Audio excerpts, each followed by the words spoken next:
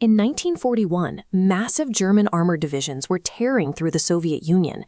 To stop them, the Red Army developed a desperate, unconventional countermeasure: living weapons. The program started in the training yards, using basic psychological conditioning.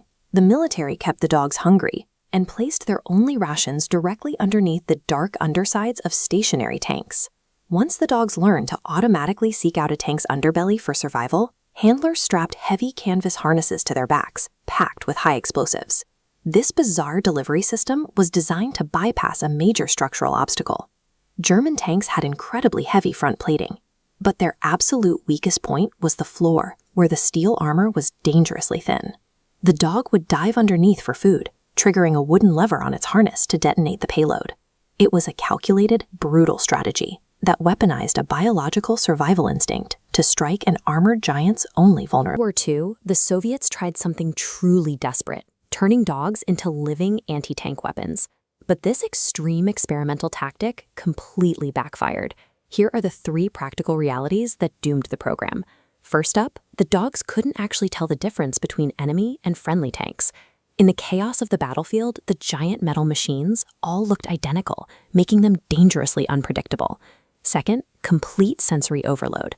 The deafening roar of diesel engines and active artillery terrified the animals.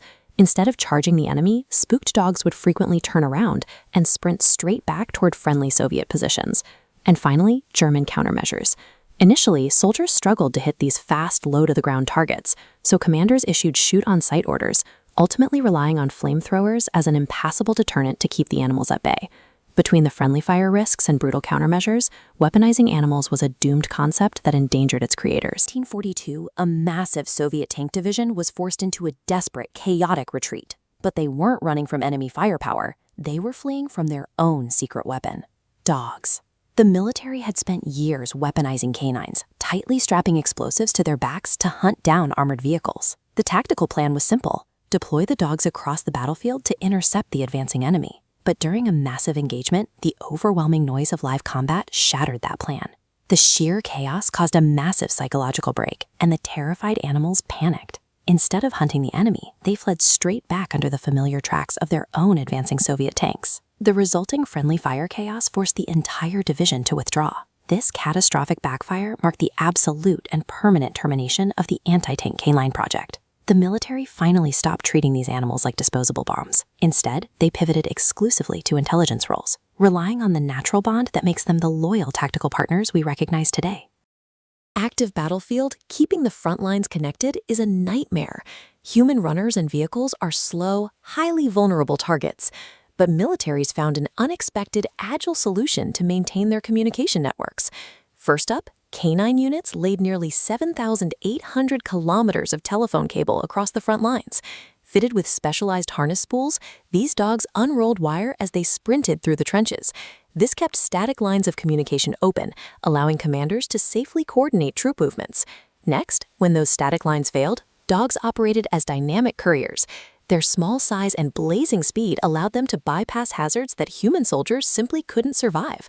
Finally, these 4-legged messengers successfully delivered over 2,000 crucial dispatches, and they accomplished this staggering feat while operating under heavy enemy fire, proving their absolute reliability in combat. These dogs were never just military mascots or companions.